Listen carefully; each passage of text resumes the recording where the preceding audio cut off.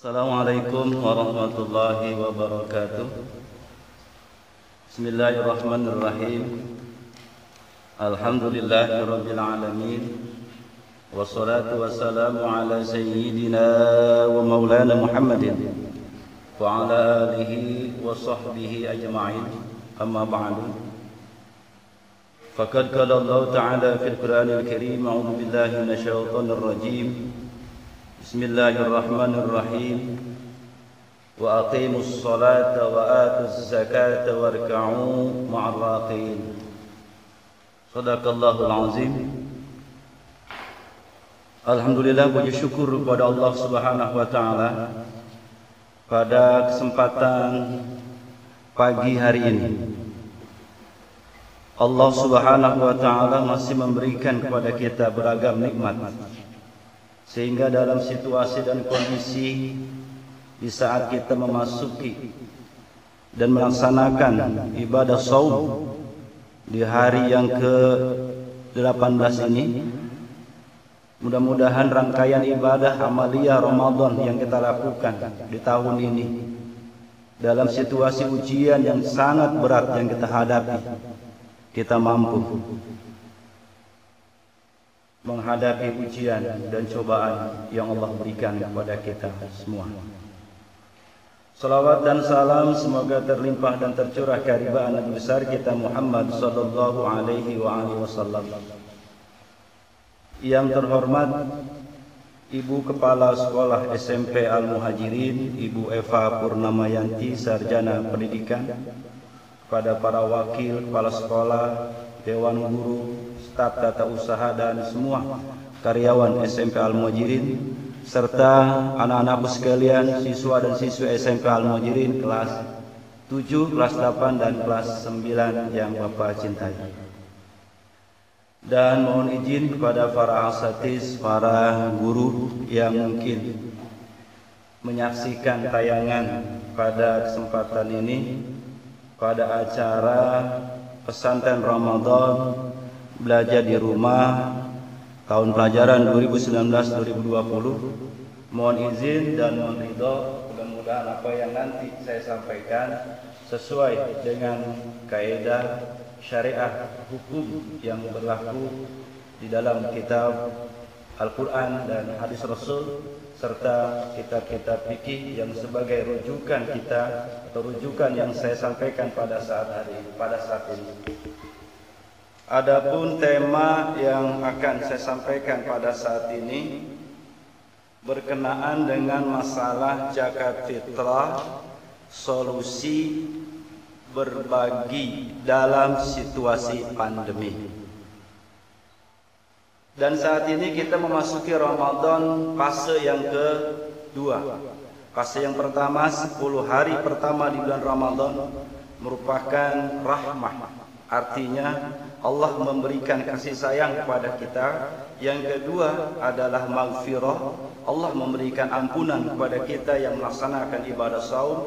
Dan insya Allah kita akan memasuki fase yang ketiga, yaitu izkum minan nar, pembebasan dari api neraka. Anak-anakku sekalian yang Bapak cintai, sudah lama tidak berjumpa, jauh di mata tapi dekat di doa. Mudah-mudahan semua dalam keadaan sehat walafiat. Dan kepada orang tua yang mungkin menyaksikan, salam takzim dan hormat kami. Kita tetap menjaga kondisi kita dalam keadaan sehat walafiat.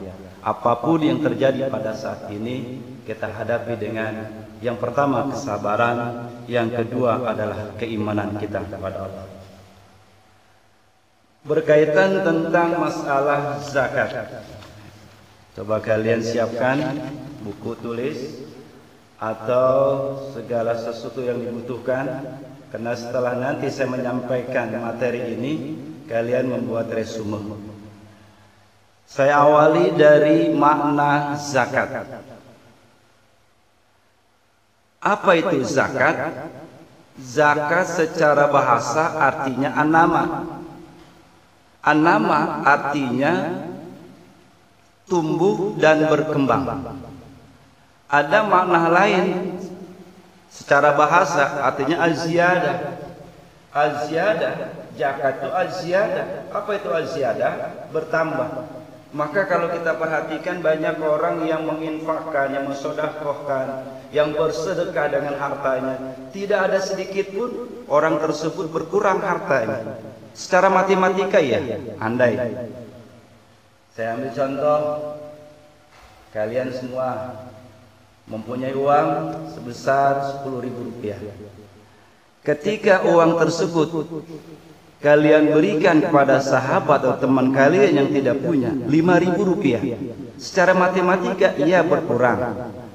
Yang tadinya 10.000 menjadi 5.000, itu secara matematika. Tapi dalam masalah zakat hitungannya bukan matematika. Artinya hitungannya dengan apa? Dengan makna tadi, an-nama. Artinya bertambahnya apa? Bertambahnya keberkahan. Makna dari bahasa, kata bahasa dalam zakat juga al-barokah. Al-barokah artinya bertambah. Jadi harta kita terus bertambah. Nggak ada orang yang namanya sedekah, zakat, infak, yatim miskin, nggak ada. Nggak ada itu. Ya. Kenapa? Allah Subhanahu wa taala menjelaskan dalam Al-Qur'an, masalul ladzina yunfikuna amwalahum fi sabilillah kamathali habatin ambatat sab'a sanabil fi kulli sumbulatin mi'atu habbah wallahu yudha'ifu liman yasha. Allah akan lipat gandakan. Andaikan kita menanam satu butir apa saja, apa padi atau apa, itu akan muncul menjadi 7 batang. Dari 7 batang setiap batang akan tumbuh menjadi 100. Jadi terus bertambah dan terus bertambah. Itu makna dari zakat. Selanjutnya, secara istilah zakat bisa diartikan harta yang wajib dikeluarkan oleh setiap umat muslim yang beriman kepada Allah dan diberikan kepada mustahik. Dan zakat merupakan salah satu ruknun min arkanil Islam. Zakat merupakan salah satu rukun daripada rukun Islam. Kalau kita lihat dalam Al-Quran, kata-kata zakat selalu berhubungan, selalu berdampingan dengan kata wa aqimus shalah wa atuz zakah. Ada kata wa aqimus shalah, di situ pasti belakangnya wa atuz zakah. Kenapa hal ini sebanyak 24 kali Allah Subhanahu wa taala menyebutkan dalam Al-Qur'an? Kenapa hal seperti itu? Yang pertama, wa aqimus shalah itu artinya hubungan secara vertikal manusia kepada Allah. Langsung kepada Allah, itu salat. Nah, sementara zakat wa aqimus shalah wa atuz zakat hubungan secara horizontal kepada kita sama manusia. Artinya hablum minallahnya ada, hablum minannas ada. Kita ibadah dulu tapi enggak berhubungan dengan manusia pun salah. Maka Allah mengatur wa aqimus shalah wa atuz zakat. Lalu sejak kapan ini perintah zakat diwajibkan oleh Allah Subhanahu wa taala? Adalah pada tahun kedua Hijriyah. Pada tahun kedua Hijriyah, perintah mengeluarkan zakat ini menjadi fardu. Fardunya adalah fardu ain. Buat siapa? Setiap orang yang cukup hartanya. Islam, laki-laki, perempuan, besar ataupun kecil, itu merupakan salah satu kewajiban. Sebagaimana Rasulullah SAW menjelaskan dalam hadisnya, farada Rasulullah SAW zakat al-fitri sa'an min tamrin aw sa'an min sya'ir alal abdi wal hurri wal dzakari wal unsa wal saghiri wal kabir minal muslimina wa amara biha an tu'addiya qabla khurujin nas minas salati. Rawal Bukhari. Jadi untuk siapa? Hamba yang merdeka, terusnya laki-laki, terusnya perempuan, anak kecil, orang besar. Kalau dia muslim, ada kewajiban untuk menunaikan zakat. Nah, lalu berapa batasan ukuran zakat yang harus kita keluarkan? Kalau secara hukum itu adalah 1 sok. 1 sok itu sama dengan 4 mud. 1 mud itu sama dengan cakupan penuh. Kalau kita bilang bahasa Bekasi teh bilangnya itu seraup. Nah, seraup ini dinamakan dengan 1 mud. Ya. Maka 1 mud itu cakupan penuh, ya, itu tangan orang normal. Gede enggak kegedean, kecil enggak kekecilan. Jadi orang yang normal. Jadi 1 raup. Ya. Satu raub itu diperkirakan 6 sampai 7 ons. Tinggal kalikan saja, maka menjadi 2,8 lebih kurang seperti itu. Jadi 1 sok. Maka kalau kita pakai liter di Indonesia adalah 3,5 liter atau 3,5 liter, atau kilogramnya 2,5 kilogram beras. Itu makanan pokok, nggak boleh pakai yang lain. Lalu Rasulullah SAW zakat pada saat itu menggunakan apa? Nggak pakai beras. Kenapa? Pada saat itu kutibila di muzaki, artinya makanan pokok suatu negeri yang ada pada saat itu bukan beras. Kenapa sekarang beras? Tinggal kita kiaskan saja. Rasulullah pakai apa dulu? Dan di sini ada hadis Rasulullah SAW yang saya ambil dari kitab Misbahus Salam, yaitu dari Syarah Bulughul Maram dari Syekhuna Muhammad Muhajirin Ansar, Allah yarham, bahwa Rasulullah SAW wa an Abi Sa'id al-Khudri radhiyallahu anhu qala kunna nu'tiha bi zamanin Nabi sallallahu alaihi wasallam sa'an min ta'am aw sa'an min tamrin aw sa'an min sya'ir aw sa'an min zanib. Dengan apa Rasulullah SAW dulu? 1 sok dengan makanan, apalagi itu korma, min tamrin, min syair gandum, min zanib yaitu dari zanib anggur yang dikeringkan. Ada lagi dalam riwayat lain ausaan min akid, itu keju. Kenapa menggunakan itu? Itu pada masa Rasulullah SAW kutibila di muzaki, artinya makanan pokok suatu negeri yang ada pada saat itu. Nah, kita di Indonesia sekarang mayoritas orang Indonesia makannya apa? Nasi. Maka kita zakatnya dengan apa? Nasi. Kalau kita tinggal di Papua, berarti Papua orang Papua makannya apa? Orang Papua makanannya sagu. Kalau yang sagu orang Papua atau orang mana? Nah, maka zakatnya jangan beras ya. Zakatnya pakai makanan pokok yang orang situ. Ya, kalau dipakai zakat pakai beras enggak. Tapi mayoritas Indonesia itu menggunakan apa? Menggunakan apa? Menggunakan beras, maka dengan beras gitu. Nah, terus ada ini nanti ada bahasan yang lebih luas lagi tentang masalah zakat ini. Kalau kita mayoritas sekarang ada yang menggunakan uang, ada juga yang menggunakan makanan pokok. Lalu adakah di dalam kitab Bulughul Maram yang disyarahkan oleh Kiai Haji Muhammad Muhajir Ansar, Allah yarham, dalam kitab Misbahus Salam dijelaskan, menurut Imam Syafi'i, Imam Hambal, Imam Malik, la yajuz, nggak boleh pakai uang, pakai qimah, pakai mata uang nggak boleh. Kalau menurut Imam Syafi'i, Hambali dan Imam Malik, la yajuz, nggak boleh. Nah, tapi di sini ada menurut siapa? Imam Abu Hanifah. Imam Abu Hanifah itu membolehkan menggunakan qimah atau mata uang. Kita pakai rupiah sekarang. Zakat pakai duit silahkan. Maka kita menggunakan mazhabnya mazhab Imam Hanafi. Dan ada Ibnu Taimiyah juga yajuz in kana muslihan. Boleh kita keluarkan kalau itu membawa kemaslahatan. Gitu. Jadi boleh. Jadi yang sudah berzakat, kalian nih anak-anak semuanya yang sudah berzakat dengan uang, jangan nanti zakatnya diterima atau tidak. Nggak usah berpikir seperti itu. Kita ibadah sekecil apapun pasti Allah akan balas. Fa may ya'mal misqala dzarratin khairan yarah wa may ya'mal misqala dzarratin syarran yarah. Nah, jangan khawatir. Insyaallah semuanya akan ada ganjaran insyaallah subhanahu wa taala. Dan selanjutnya ada macam-macam zakat di sini. Ya, ada macam-macam zakat. Ada zakat fitrah, ada zakat mal. Namun yang saya fokuskan pada kesempatan ini, pada materi pesantren Ramadan kali ini adalah zakat fitrah. Zakat fitrah ini wajib. Ya, yang mengeluarkan dinamakan dengan, yang mengeluarkan zakat dinamakan dengan muzaki, yang menerima zakat dinamakan dengan mustahik. Nah, siapa saja mustahik zakat itu? Siapa saja mustahik zakat itu? Bisa kita lihat di sini sebelum sampai ke mustahik. Sekarang kita bisa lihat waktu-waktu untuk mengeluarkan zakat. Waktu-waktu untuk mengeluarkan zakat, kapan waktunya kita mengeluarkan zakat? Bolehkah kita mengeluarkan zakat pada awal bulan Ramadan? Bolehkah kita mengeluarkan zakat di akhir bulan Ramadan? Bolehkah kita mengeluarkan zakat pas di malam takbir? Nah, di sini kita bisa lihat ada 5 waktu untuk mengeluarkan zakat. Yang pertama ada waktu zawal. Waktu jawaz itu adalah waktu boleh.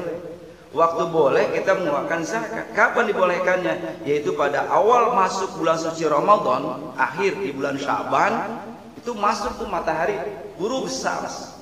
Ya, matahari terbenam. Matahari terbenam, masuk dah di bulan suci Ramadan. Maka pas masuk malam suci Ramadan itu, maka dibolehkan kita untuk mengeluarkan zakat. Waktu jawaz namanya. Sampai kapan? Sampai akhir nanti masuk bulan Ramadan. Yang kedua ada waktu wajib. Nah, ada waktu wajib kita untuk mengeluarkan zakat fitrah. Kapan waktunya kita mengeluarkan zakat fitrah? Waktunya itu sebelum terbenam matahari di akhir bulan Ramadan. Ya, sebelum masuk di akhir bulan suci Ramadan. Kapan itu? Nah, di sini ada hadis Rasulullah SAW, karena tadi kita berkaitan dengan masalah sedekah. Ini wajib, masalah zakat ini waktu wajib belum terbenam matahari di akhir Ramadan. Berarti kita masih belum masuk. Kalau sekarang ini hari ini masuk bulan malam 1 Syawal. Ada yang ketiga waktu sunnah. Ini saya singkat waktunya ya. Waktunya jangan lama-lama. Waktu sunnah. Waktu yang lebih baik dibayarkan sesudah sholat subuh sebelum pergi sholat Idul Fitri.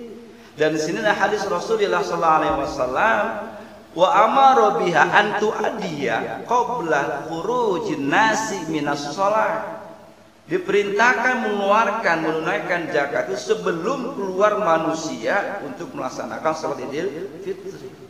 Tuh, jadi sebelum kita berangkat mau Idul Fitri nih, sebelum berangkat di rumah nih, sebelum kita berangkat melaksanakan Idul Fitri, udah kita keluarkan zakat saudara. Ya, udah kita keluarkan zakat. Kalau yang pengen enak dari sekarang udah kita keluarin. Itu yang gampang. Jadi nggak mikir-mikir lagi. Ya. Nah, ada lagi yang nanti di akhir-akhir itu jangan sampai. Ya. Dan waktu yang keempat, ini waktu yang makruh. Waktu makruh kita mengeluarkan zakat fitrah. Kapan membayar zakat fitrah menjadi makruh? Di sini setelah sholat Idul Fitri, sebelum terbenam matahari di Idul Fitri. Setelah sholat baru ngebayar. Ya, kemarin-kemarin kemana aja? Ya, udah bayar dari sekarang. Ada waktu haram. Kenapa? Kalau bayar zakat itu setelah Idul Fitri, itu bukan lagi zakat namanya. Itu jatuhnya kepada sedekah. Ya, jatuhnya kepada sedekah. Maka sedekah itu terbagi dua. Ada sedekah wajib, ada sedekah sunnah. Sedekah wajib zakat, sedekah sunnah infak, sedekah. Nah, kalau kita mengeluarkan zakat, nanti mengeluarkan zakatnya setelah Idul Fitri, itu bukan lagi dinamakan dengan zakat, tapi apa? Waman adaha ba'da sholati fahiya sedaqatun minas sedaqat. Itu ada dalam kitab Bulughul Maram dan ada di dalam Misbah halaman 111. Itu paman adaha, maka barang siapa yang menunaikan qabla sholati sebelum sholat Idul Fitri, fahiya zakatun makbulatun, maka itu dinamakan dengan zakat yang diterima. Waman adaha ba'da sholati, dan barang siapa yang menunaikan zakat ba'da sholati, setelah sholat Idul Fitri, fahiya shadaqatun, maka itu dinamakan dengan sedekah minas sedekah, daripada sedekah. Maka jatuhnya sedekah sunnah, bukan lagi zakat. Tuh, maka hati-hati kita mengeluarkan zakat. Buat kalian semua yang belum zakat, ya, segera tunaikan zakatnya. Gitu, jangan nunggu nanti. Akhirnya jangan sampai nanti kue kebeli, baju kebeli, zakat belum. Jaketnya lupa, jaketnya udah ada di rumah. Awas, hati-hati ya. Jangan sampai jaket duluan dibeli, zakat duluan dikeluarin. Harusnya seperti itu ya. Lebaran biasa ya, apalagi sekarang lebarannya nggak boleh keluar rumah ya. Udah kita diam-diam aja, yang penting keluarkan kewajiban kita. Nah selanjutnya, lalu zakat itu diberikan kepada siapa? Nah itu bisa kalian lihat nanti dalam surah At-Taubah, ayat 60. Bismillahirrahmanirrahim. Innamas shadaqatu lil fuqara'i wal masakin wal 'amilin 'alaiha wal mu'allafati qulubuhum wa fir riqabi wal gharimin wa fi sabilillahi wa ibnis sabil fariidatan minallah wallahu 'alimun hakim. Untuk siapa saja zakat itu diberikan? Yang pertama, lil fuqara, buat orang-orang fakir, utamanya buat orang-orang fakir. Lalu siapa itu fakir? Definisi fakir itu apa? Mereka yang hampir tidak memiliki apa-apa, nggak punya apa-apa dia, nggak mampu memenuhi kebutuhan hidupnya, kebutuhan hidup pokoknya udah nggak mampu dia. Ambil contoh gini aja, ada seseorang yang hidup sebatang kara. Ya, ini kalau bisa ente sering dengar lagunya Bang Roma Irama, pasti ente tahu. Yang kalau nggak salah lagu gini. Langit sebagai atap rumahku dan bumi sebagai lantainya, hidupku menelusuri jalan sisa orang yang aku makan, jembatan sebagai tempat perlindungan dari terik matahari dan hujan. Itu fakir itu. Udah kagak punya apa-apa pisah. Rumah kagak punya, apa-apa kagak punya udah. Ya, itu fakir namanya. Dan dia berhak mendapatkan apa? Mendapatkan zakat. Tuh, nggak ada jaminan sama sekali. Itu fakir namanya. Kalau ada di wilayah kita seperti itu, berikan dia itu fakir. Yang kedua miskin. Siapa itu miskin? Apa definisi daripada miskin? Mereka yang memiliki harta namun tidak mencukupi. Dalam bahasa Indonesianya besar pasak daripada tiang. Ada pemasukan, cuma pengeluarannya lebih besar. Pemasukan umpamanya, pemasukan dia sehari itu 100.000, tapi pengeluarannya 200.000. Itu berarti dia tergolong orang yang miskin. Dan dia berhak menerima zakat. Amil zakat ini masih mustahik, orang yang berhak menerima zakat. Amil di sini adalah jangan salah pemahaman. Terkadang kita salah pemahaman, kita mengeluarkan zakat kepada amil-amil yang ngurus orang mati. Bukan. Amil zakat di sini, amilin di sini adalah orang yang ditunjuk langsung, orang diangkat langsung oleh para hakim, oleh pemerintah untuk menampung, untuk menarik, untuk mengambil dan mendistribusikan zakat tersebut kepada mustahiknya. Itu namanya amil zakat. Yang selanjutnya adalah mu'alaf. Siapa mu'alaf ini? Orang yang tergolong baru masuk Islam. Orang yang baru masuk Islam. Orang yang baru masuk Islam, kenapa dia harus mendapatkan zakat atau menjadi mustahik dalam masalah zakat? Karena kadar tingkat keimanan, ketauhidannya ini masih belum mantap. Imannya nggak seperti kalian. Iman kalian tuh luar biasa, ya. Iman kalian tuh mantap, luar biasa. Tapi orang yang baru masuk Islam, imannya masih mudah terombang-ambing, terbawa ini masih belum, ini masih bisa kebawa ke sana kemari. Jangan. Ya maka wajib dia berhak menerima zakat, apa? Menjadi mustahik. Tapi dalam hal ini yang diutamakan yang mana? Fakir dan miskin. Selanjutnya hamba sahaya, itu orang yang belum dimerdekakan, budak. Sekarang sudah enggak ada perbudakan lagi, ya. Kalaupun ada yang di rumah itu bukan budak, itu memang pembantu, ya. Bukan budak. Kalau budak ini bisa dijual belikan, tapi ini bukan budak. Dan hamba saya. Dan selanjutnya apa? Dari mustahik zakat atau orang-orang yang berhak menerima zakat adalah gharimin. Gharimin ini seorang yang memiliki hutang, tapi bukan karena untuk maksiat. Lalu dia nggak sanggup membayarnya. Kalau untuk maksiat, kalah main judinya. Kalau dia gorimin, ngutang kemana-mana. Nah itu jangan. Kenapa? Untuk maksiat. Harusnya bagaimana yang dimaksud dengan gharimin di sini adalah yang pertama limaslahati nafsi. Artinya apa? Untuk kemaslahatan dirinya. Ya, terlilit hutang. Ya, karena apalagi terusnya lagi karena dia memberikan islah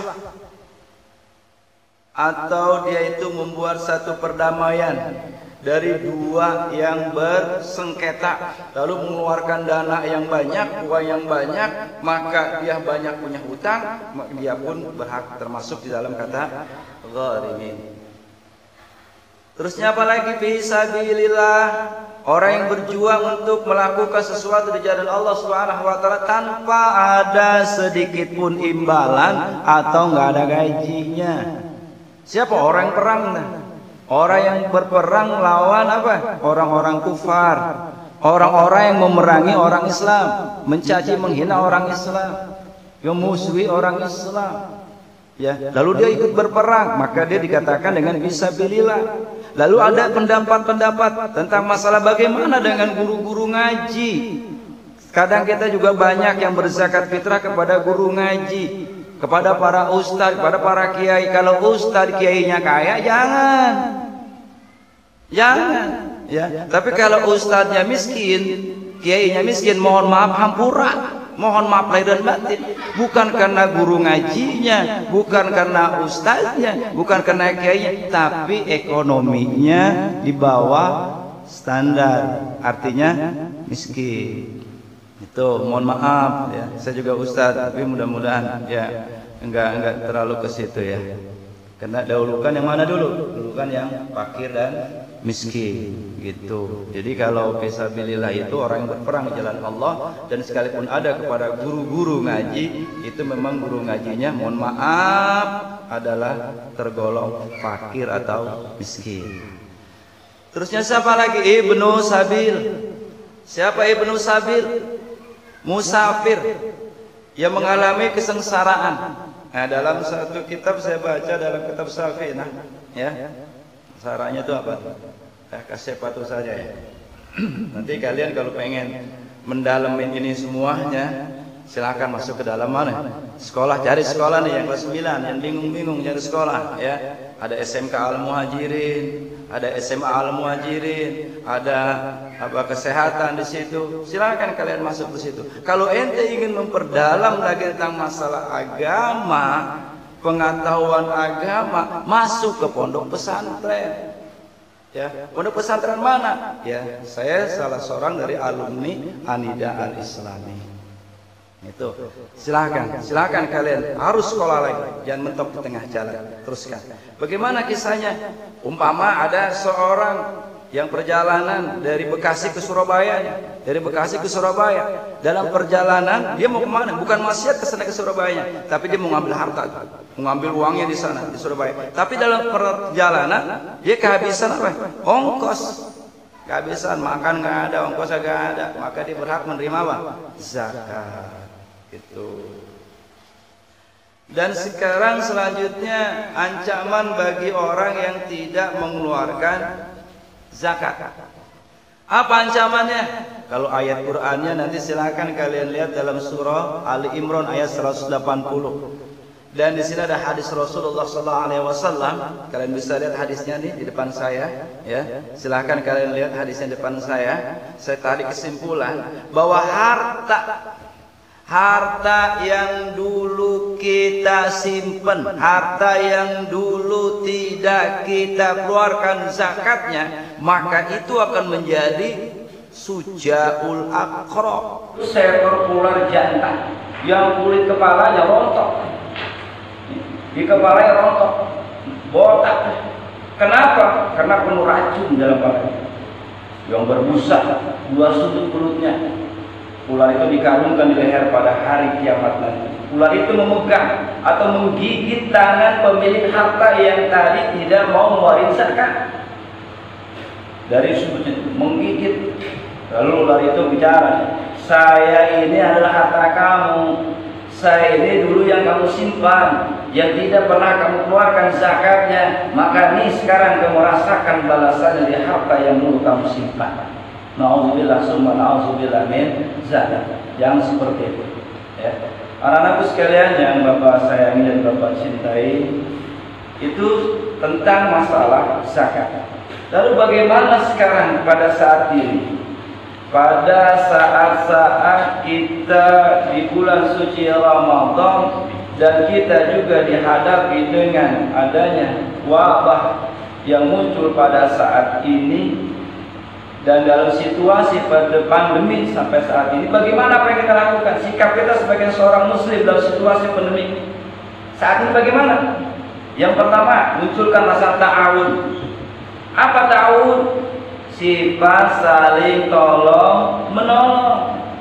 Tanamkan sifat ta'awun, sifat saling tolong menolong. Kepada siapa? Kepada siapa saja orang yang membutuhkan, wajib kita tolong. Wa ta'awanu 'alal birri wa taqwa wa la ta'awanu 'alal ismi wal udwan.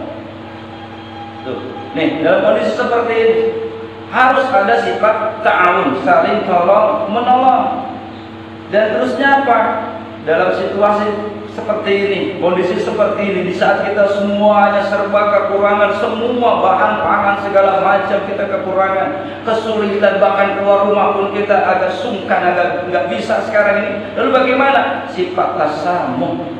Apa sifat tasamuh? Sifat saling hormat menghormati, sifat saling harga menghargai. Jangan pernah kita lihat bahasanya apa, warna kulitnya apa, agamanya apa, saudara saya bukan atau yang lainnya. Kalau pada saat ini, maka sikap saling hormat menghormati mesti ada.